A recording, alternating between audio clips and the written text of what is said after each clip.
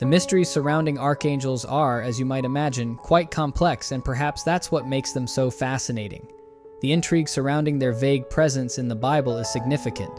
While the Bible is full of ambiguity regarding some of its characters, none is more enigmatic than the Archangel Michael. Despite his limited presence in the Bible, Archangel Michael has garnered immense devotion, not only from Christians, but also from Jews and Muslims, as he appears across all three religious texts in various capacities. However, some believe that his appearances are subject to interpretation. In this video, we will primarily focus on Michael's presence in the Bible, as this is part of the Biblical Stories Explained series. I will also touch on stories and legends from Jewish and Islamic texts to provide a more complete and unbiased picture of who Archangel Michael is and what he means to people today. Michael is considered to be God's greatest champion, a being so powerful that he can banish Lucifer from heaven without direct intervention from God. His name, which means "who is like God," signifies his role as an angel of protection, and he is often regarded as the most powerful of all God's angels. As the most powerful, Michael leads the angels and serves as a warrior against all forms of evil. Interestingly, Archangel Michael is mentioned only 6 times in the Bible. He appears 3 times in the Old Testament, specifically in the book of Daniel, where he is referenced by an unknown entity. He is also mentioned in the New Testament during his battle with Lucifer and the fallen angels. Additionally, he is mentioned in the Epistle of Jude, where he debates Satan, and is alluded to in the first epistle of the Thessalonians, although he is not explicitly named there.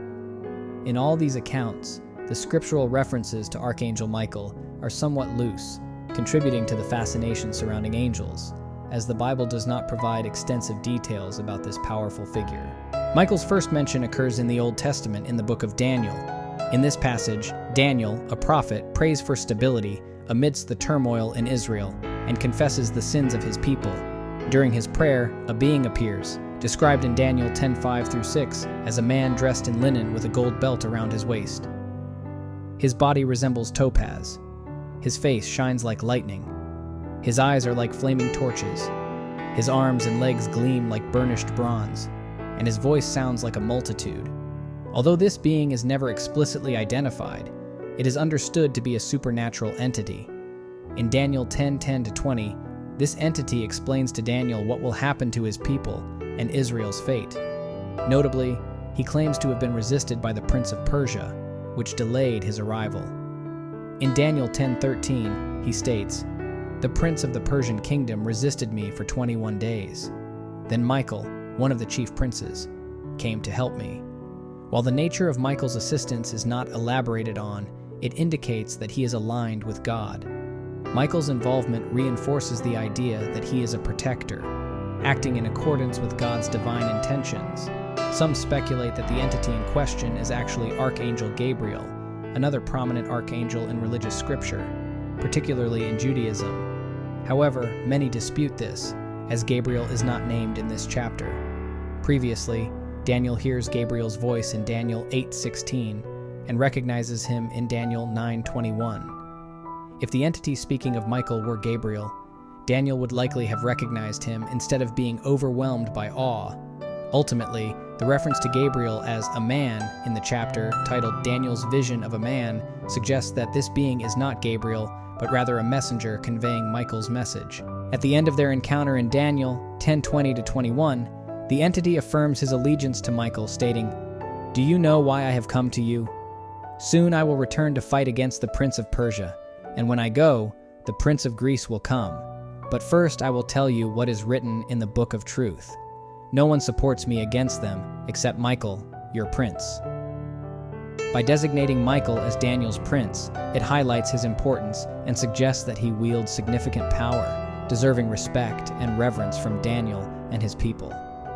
Michael's final mention in the Old Testament occurs in Daniel 12, where the entity declares, "Michael, the great prince who protects your people, will arise." There will be a time of distress such as has not happened from the beginning of nations until then, but at that time, your people, everyone whose name is found written in the book, will be delivered. This reinforces Michael's role as a protector, and suggests that he will bring salvation to Israel.